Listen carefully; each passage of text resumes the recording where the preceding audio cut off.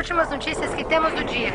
Rios e córregos inundando inúmeras cidades. Milhares sem energia elétrica após terrível furacão. 3 tufões acabaram de tocar o solo ao sul da cidade. E agora? O que é isso? Eu acho que é um terremoto. Eu nunca vi tais condições climáticas antes. Busquem abrigo imediatamente.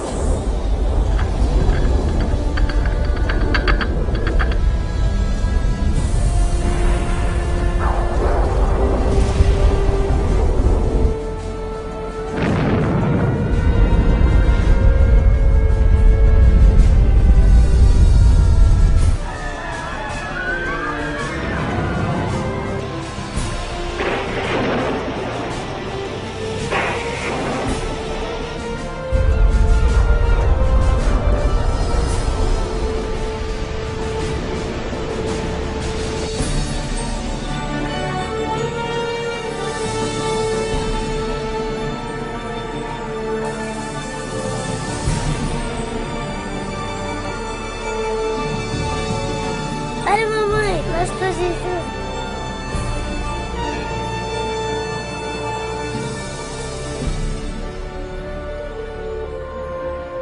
Os livros proféticos da Bíblia, conhecidos por muito tempo como mistério. Textos históricos, números antigos, imagens simbólicas. Todos os eventos apocalípticos descritos por vir em breve. É realmente possível compreender o seu significado? O que é a marca da besta? Será, como dizem, um microchip de computador implantado sob a pele, ou será algo mais insinuoso? O que dizer sobre o anticristo? Este sinistro inimigo de Deus já se manifestou? Ou ainda espera nas sombras? Será um ataque terrorista que levará a Terra à tribulação final? Testemunharemos os horrores do Armagedon e as 7 últimas pragas? O que necessitamos saber para evitar ser deixados para trás quando o Senhor voltar? Reconheceremos os últimos dias e saberemos o que nos espera? O que você está pronto a experimentar revelará o que a Bíblia realmente diz sobre o final dos tempos. Junte-se a mim para juntos descobrirmos os incríveis fatos por trás dos eventos finais da profecia bíblica.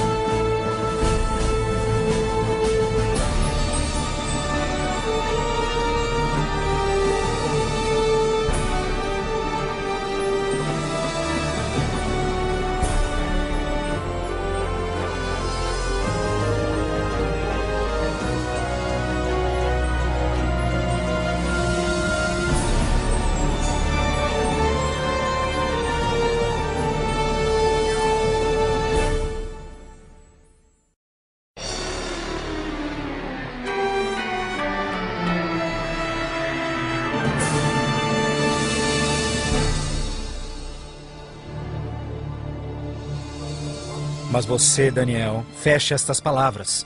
Cele o livro até o tempo do fim. Muitos correrão dele e para ele, e a ciência se multiplicará. O fim do mundo realmente ocorrerá? Se for, quando? Esta é uma das mais importantes e misteriosas perguntas de todos os tempos. O profeta bíblico Daniel predisse claramente que ao final da história do mundo, nós veríamos um aumento dramático no conhecimento. Já aconteceu? Considere, por exemplo, como os meios de transporte mudaram dramaticamente em épocas recentes. Por 60 séculos, o meio mais rápido de transporte foi viajar a cavalo.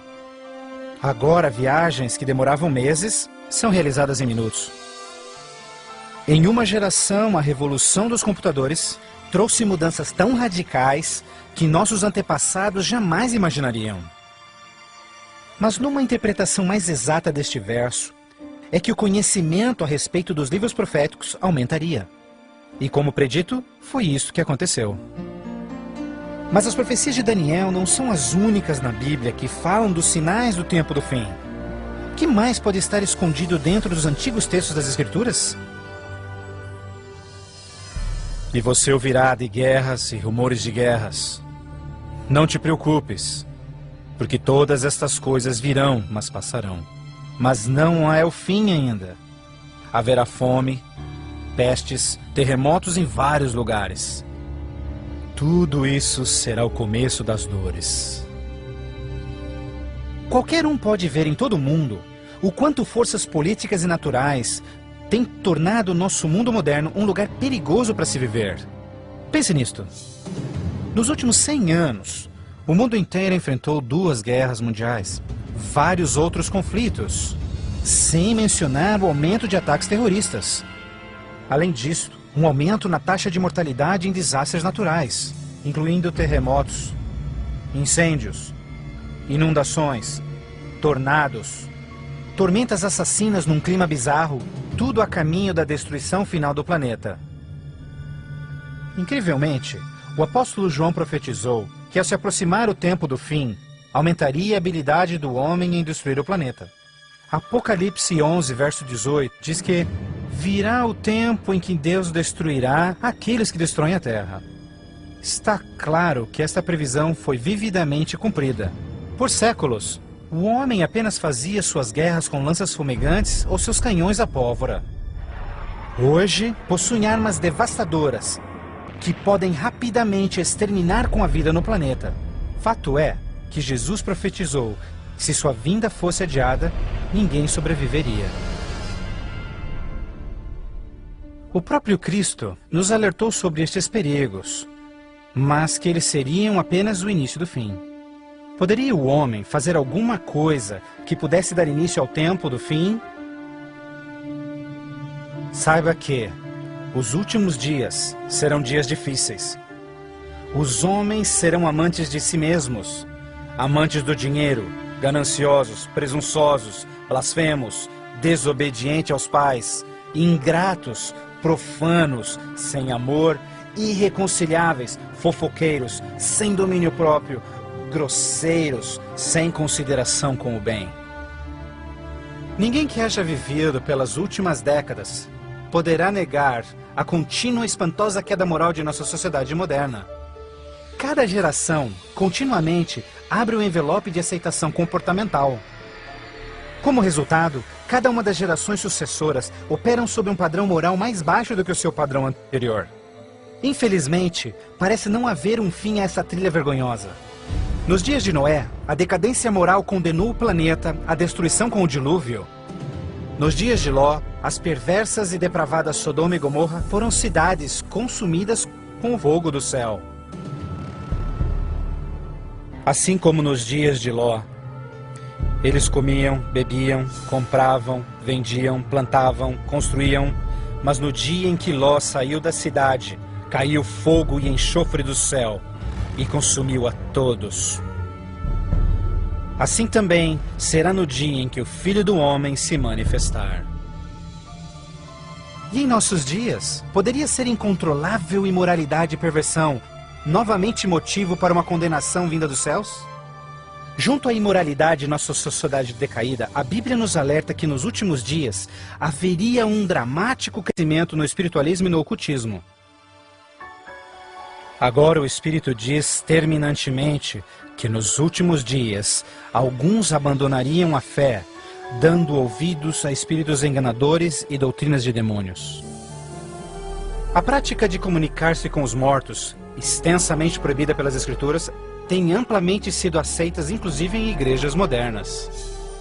Programas de televisão e filmes apresentando os temas do arrebatamento e do ocultismo tornaram um assunto extremamente popular, especialmente entre os mais jovens. Apesar de todo este espiritualismo e incontrolável imoralidade, a Bíblia ensina que onde o pecado está em abundância, a graça está em superabundância. Portanto, uma grande notícia para os últimos dias, antes da volta de Jesus, foi a promessa de que as boas novas seriam anunciadas por todo o mundo. Então este evangelho do reino será pregado em todo o mundo em testemunha a todas as nações, então virá o fim. A então aparentemente insuperável missão de comunicar o evangelho aos 4 cantos da terra é uma rápida realidade. Com missionários, livros, fitas, transmissões via satélite e internet, o evangelho tem se espalhado rapidamente pelo mundo. A mensagem da salvação nunca antes foi tão amplamente divulgada como hoje. A Bíblia revela que estamos vivendo, obviamente, nos últimos dias. O aumento da ciência, instabilidade global, declínio moral, um explosivo interesse pelo ocultismo, todos testificam o tempo do fim. Os sinais do fim estão claramente se cumprindo, mas ainda mais, a Bíblia também nos alerta que entre as forças do bem e do mal, em última instância levarão o mundo ao conflito do Armagedon. A qualquer momento, uma crise global sem explicação atingirá todo o planeta, numa crise tão devastadora que o mundo jamais viu. Haverá então grande tribulação, como jamais se viu anteriormente, nem jamais haverá. Qual será a catástrofe que dará início à crise final? E quando acontecerá? Poderia ser um devastador ato terrorista? Talvez uma crise econômica internacional? Talvez até um terremoto, um asteroide ou algum outro evento cataclísmico? Talvez um acidente químico ou uma praga biológica mortal? Talvez a combinação de alguns desses acidentes. Mas mesmo a Bíblia não identificando o evento crítico exato, ela revela as dramáticas cenas que se seguem. Mais adiante você compreenderá mais sobre essas surpreendentes, chocantes eventos que muitos cristãos ainda não estão preparados.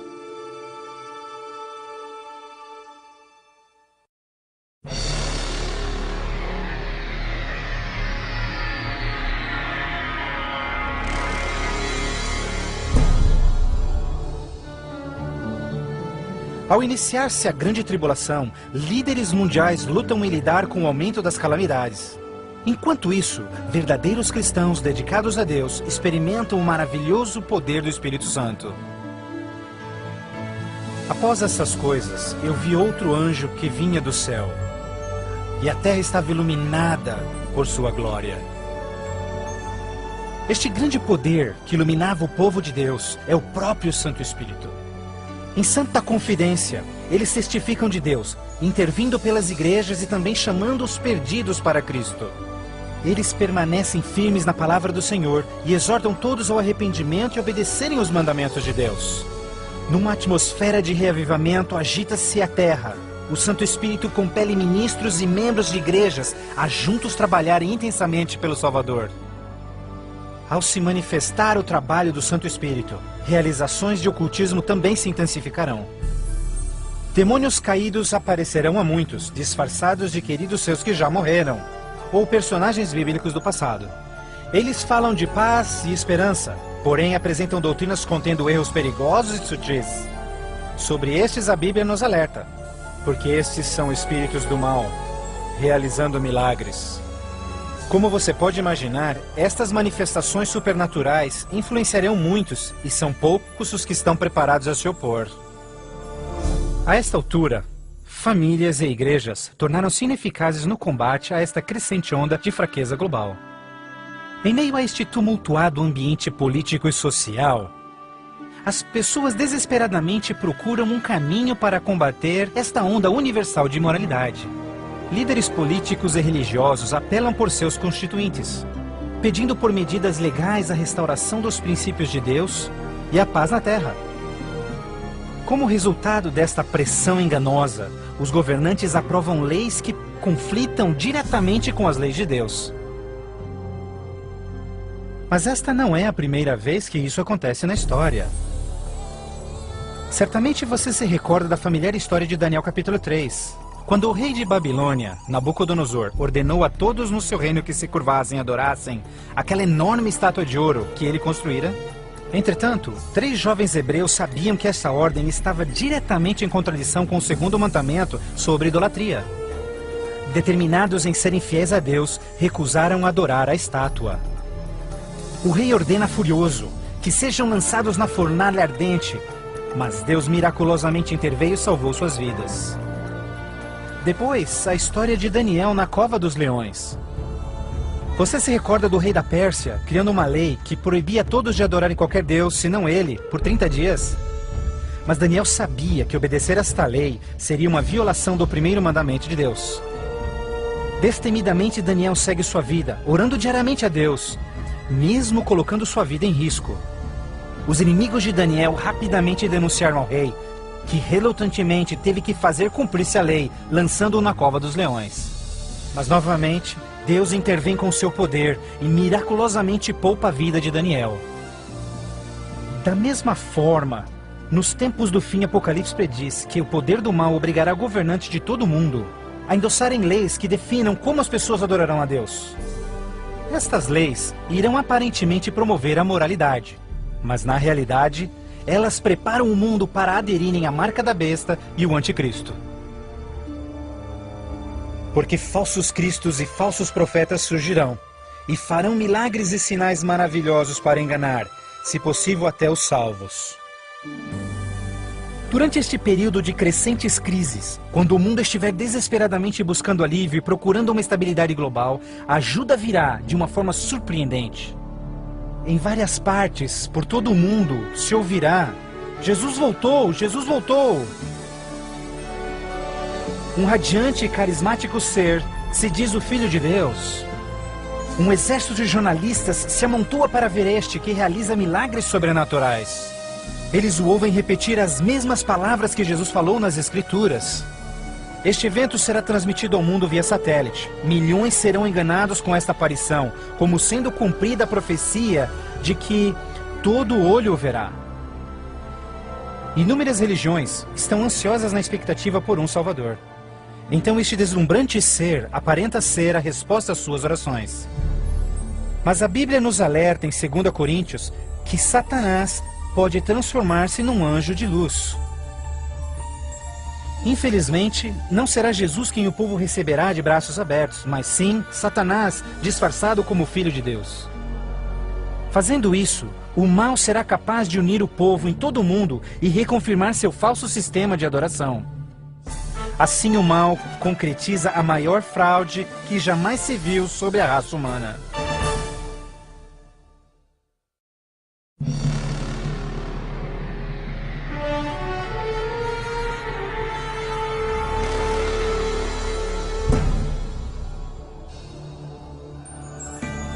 A fraude satânica prova ser uma poderosa e motivadora força para o mundo. Muitos dos líderes espirituais aceitam este grande impostor, bem como o falso sistema de adoração que ele propõe. Com a intensificação das calamidades, líderes religiosos creem que o tempo não mais pode ser desperdiçado em convencer o mundo a aderir às doutrinas desse Messias contraventor. Aqui está a paciência dos santos. Aqui estão aqueles que guardam os mandamentos de Deus e a fé de Jesus. Nem todos serão enganados. Poucos serão aqueles que entenderão que a Bíblia havia alertado sobre esse incrível enganador. E eles sabem que o objetivo deste falso Messias é desviar o povo dos mandamentos de Deus. Mas essa não é a primeira vez que Satanás se apresenta como anjo de luz. Quando Jesus foi tentado no deserto, Satanás apareceu a ele disfarçado como glorioso mensageiro de Deus. Mas o inimigo de Deus se revelou quando tentou a Jesus em desobedecer a palavra de Deus. Portanto, mais uma vez, usando a mesma tática, o mal tenta enganar o mundo a desobedecer a lei de Deus. Ninguém pode servir a dois senhores, pois odiará um e amará o outro, ou será leal a um e desprezará ao outro. O mundo chegou a um momento decisivo em sua história. O falso Cristo e o conflito global estão dividindo o mundo em dois grupos distintos: aqueles que seguem a Bíblia e aqueles que seguem a besta. Ansiedade enche o coração do povo, e religião é o tópico supremo de todas as mentes.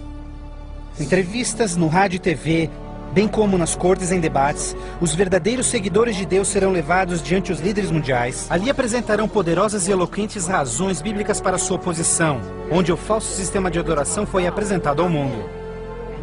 Os mandamentos de Deus e o que constitui a verdadeira adoração estarão ao centro de cada discussão.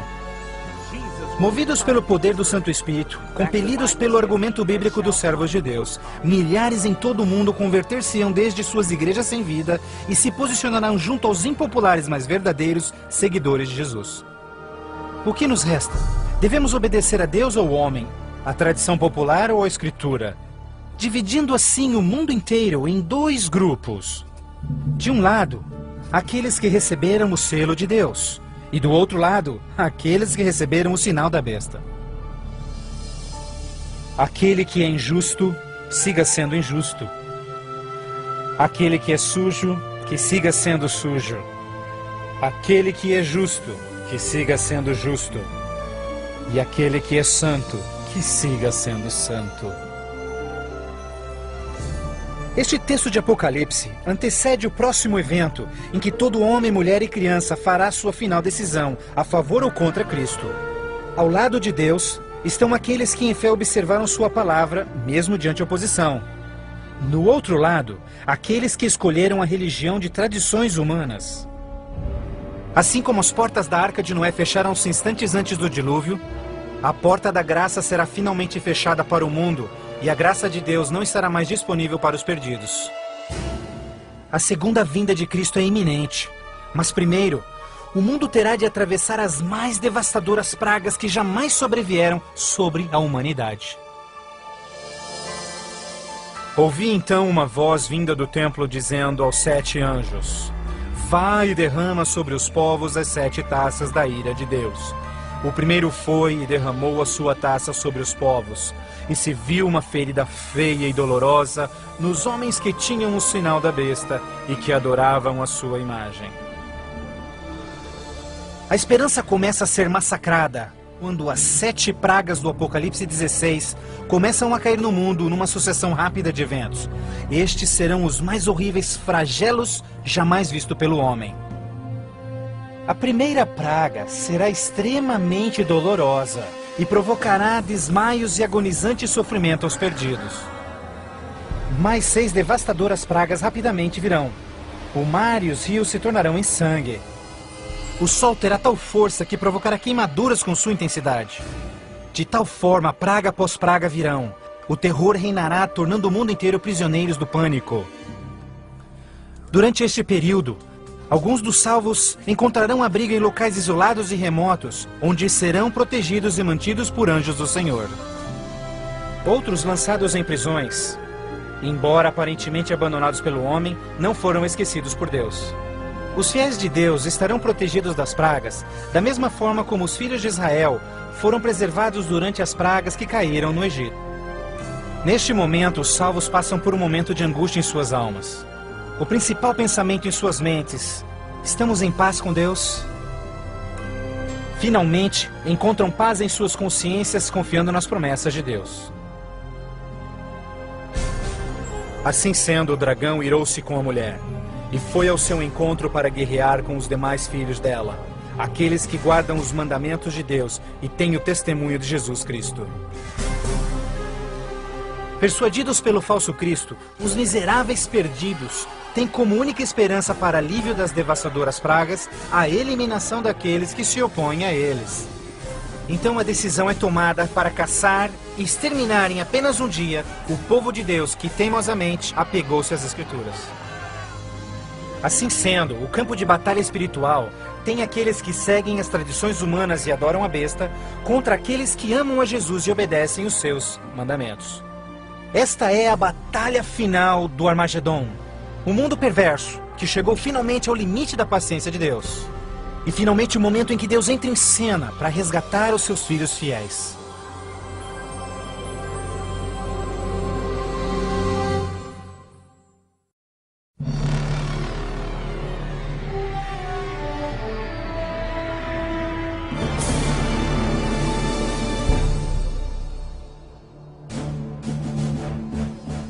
À meia-noite, o clamor foi ouvido.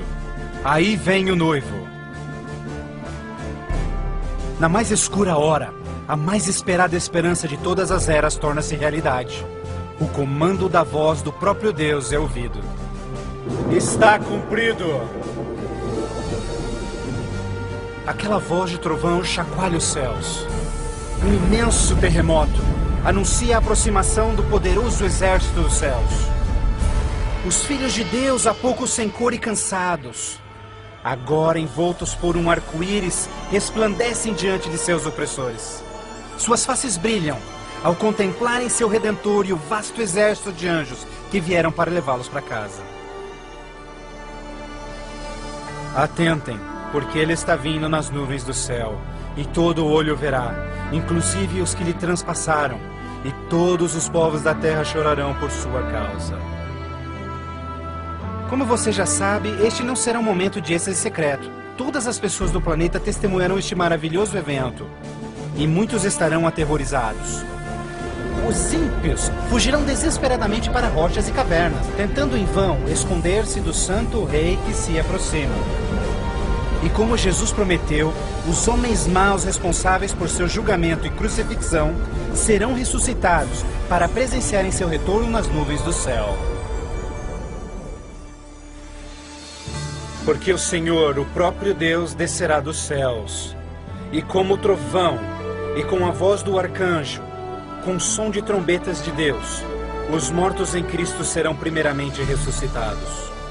Um grandioso som de trombetas é ouvido pelos céus, e a poderosa voz de Deus chamará os santos que dormem no Senhor desde todas as épocas, dizendo: Despertem, despertem, despertem vós que no pó da terra dormem, levantem-se. Por toda a extensão do planeta, um exército de santos se erguerá do pó da terra. Despertarão cheios de juventude, glorificados e revestidos de imortalidade, sem nenhum traço de enfermidades ou defeitos. E aqueles que ficarem vivos nestes momentos finais serão também transformados. Num instante, receberão um novo corpo imortal. Os ímpios contemplarão em angústia todos estes incríveis sinais. Então nós, os que estivermos vivos, seremos todos levados junto deles nas nuvens para encontrarmos com o Senhor nos céus. E ali nós viveremos para sempre com o Senhor. Com o mundo inteiro em convulsão, os remidos voarão alto e serão erguidos acima da destruição. Eles voarão para a felicidade com o Senhor junto às nuvens de anjos. Nem dor, nem pecado, nem tristeza jamais haverá. O véu que os separava de seu Deus é para sempre removido, e contemplam agora o seu Deus e seus anjos face a face. E naquele dia, o dia da destruição de Deus, será de uma extremidade da terra a outra, e não haverá nem pranto, nem ajuntamento, nem funerais. Eles serão todos como lixo sobre toda a terra. Aos que ficarem para trás, o caos reinará no planeta. Entre os furacões, os gemidos de demônios, os terremotos, oceanos ferventes, ilhas submersas. Tensas e escuras nuvens despejam tempestades gigantescas de granizo. Os ímpios que sobreviverem a essas catástrofes, em breve serão destruídos pela presença da glória de Deus. Seus corpos espalhados pela terra despojada pelos eventos finais. Então, pela primeira vez desde a fundação da Terra, o planeta está completamente abandonado e sem vida. Apenas Satanás e seus anjos caídos restarão como resultado de sua rebelião.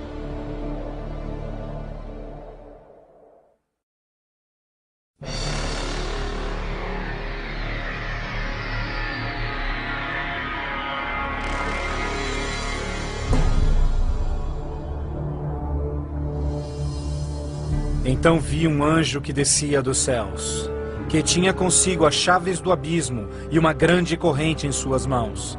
Ele acorrentou ali Satanás por 1000 anos.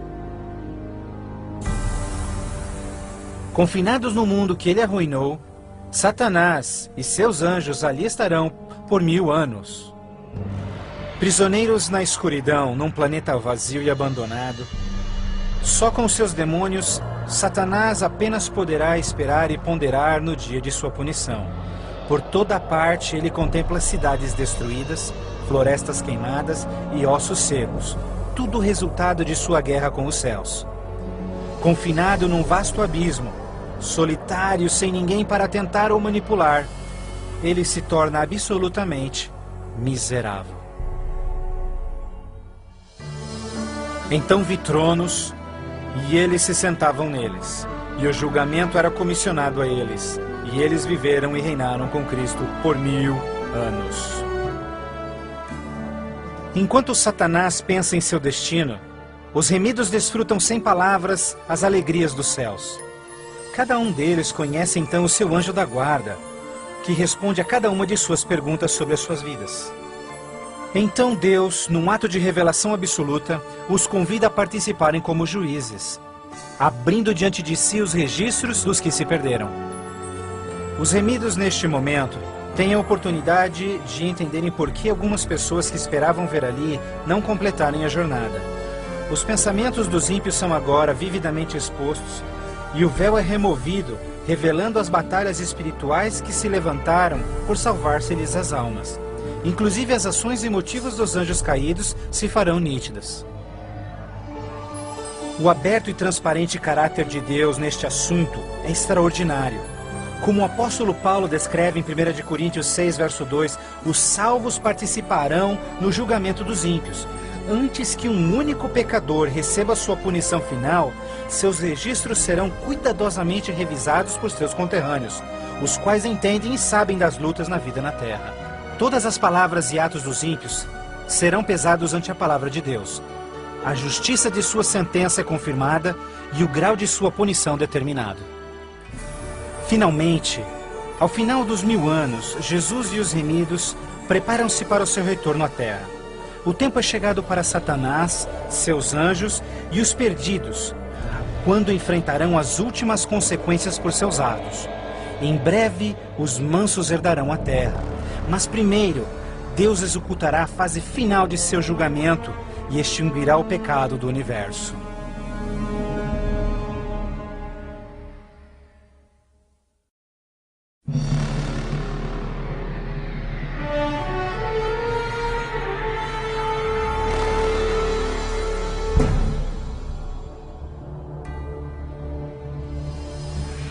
Então eu, João, vi a cidade santa, a nova Jerusalém, descendo dos céus desde a presença de Deus, vestida como uma noiva, adornada para o seu esposo. Após os 1000 anos sabáticos no céu, Cristo e os remidos, com a nova Jerusalém, voltam à terra. Ao se aproximar a cidade do planeta desolado, Jesus comanda que os ímpios voltem à vida desde o pó da terra. Ao seu comando, os ímpios de todas as épocas e lugares ressuscitam, da mesma forma como morreram, e ali estão diante de Deus. Ao Jesus descer, seus pés tocam o Monte das Oliveiras. Um tremendo terremoto abre o monte, transformando numa grande planície.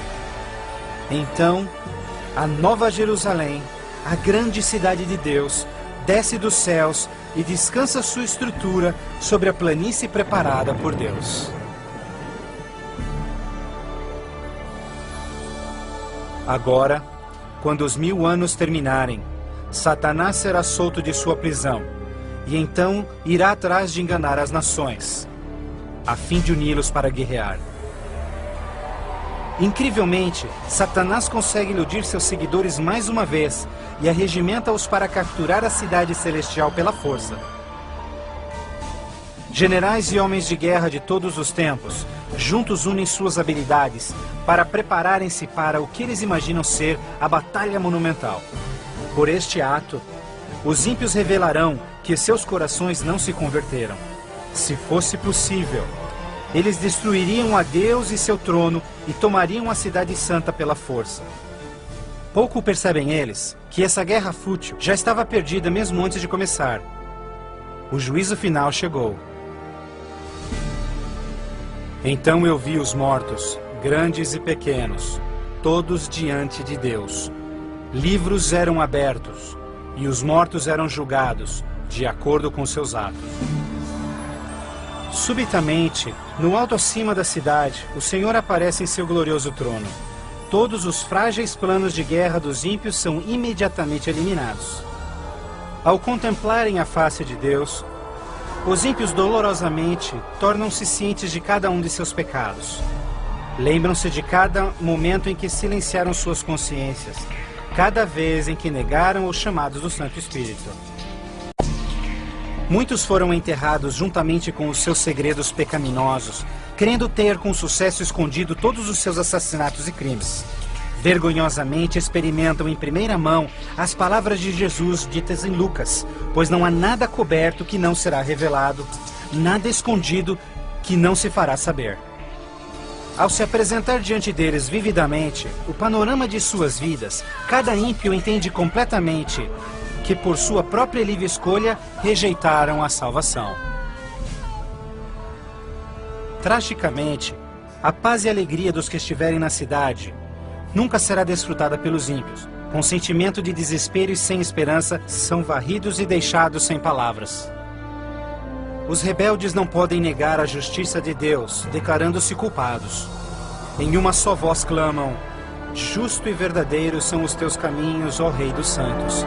E caindo prostrados, eles adoram o Príncipe da Vida.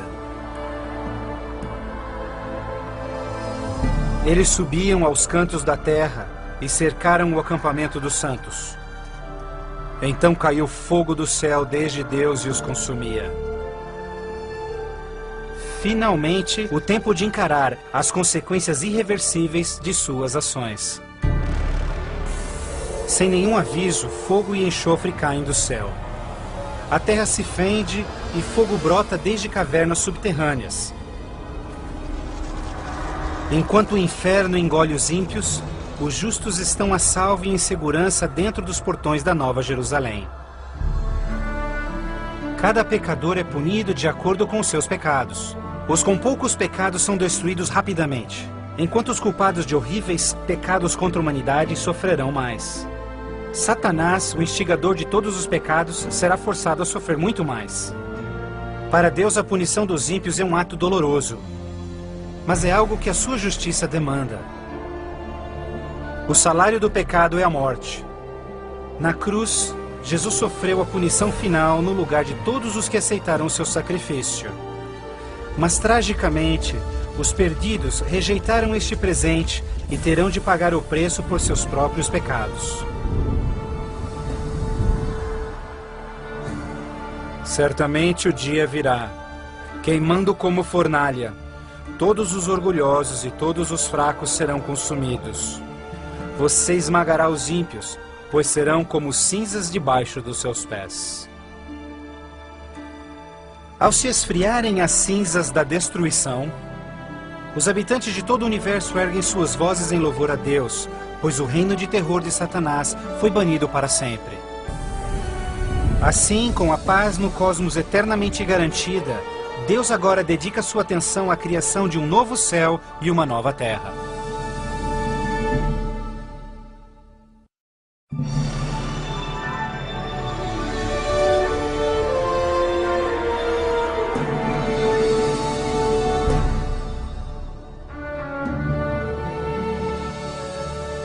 Vejo então um novo céu e nova terra, pois o primeiro céu e a primeira terra já passaram. Após a purificação da terra com fogo, o Senhor retoma seu miraculoso e maravilhoso ato de recriação. E pelo poder de sua palavra, a terra é restaurada à forma de seu lindo Éden. Ao seu comando, um lindo e verdejante carpete de grama cobre o planeta. Outro comando, terra e água voltam à vida. Incontáveis, complexos e magnificentes criaturas de todas as espécies pacificamente exploram um novo paraíso. A vigorizante atmosfera é pura e doce. A terra torna-se uma grande vitrine de criativa genialidade. E Deus enxugará as lágrimas de todos os olhos.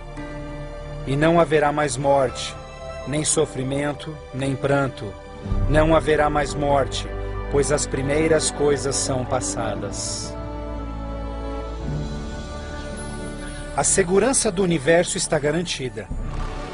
Com a Nova Jerusalém como sua capital, todas as criaturas regozijam-se no amor do domínio de Deus. Aqueles que foram resgatados da destruição eterna compartilham uma especial união com seu Criador, o que nenhum outro ser celestial poderia apreciar. Embora pecado e pecador foram para sempre destruídos, um traço desta grande rebelião ainda permanece. O que aconteceu com essas mãos? Estas são as marcas nas mãos, nos pés e no lado de Jesus. Ao passarem-se os dias inesquecíveis da eternidade, todas as memórias tristes e dolorosas se dissipam na glória brilhante e esplendorosa dos céus. Não mais atrelados a uma vida passageira, os imortais filhos de Deus são agora livres para alcançarem suas mais amplas ambições. Com ilimitada capacidade de absorver mais e mais conhecimento, revigoram as suas mentes. Sem barreiras, seus limites não mais os prendem à terra. Os remidos são agora livres para explorarem as maravilhosas obras de Deus em todo o universo. O céu é um lugar de perfeita paz e harmonia, onde o amor por Deus e pelos outros preenche todos os corações. A Bíblia promete que este reino pode ser seu eterno lar. Jesus deu-se em sacrifício na cruz para oferecer-te perdão e vitória sobre o pecado. Mais que qualquer coisa, Jesus quer que você viva com Ele neste novo lar. Se bem que Ele desesperadamente quer te salvar, Ele não pode forçá-lo em aceitar este presente. Você deve aceitá-lo por si mesmo. Por que não aceitá-lo hoje? Peça-lhe agora e Ele entrará em seu coração.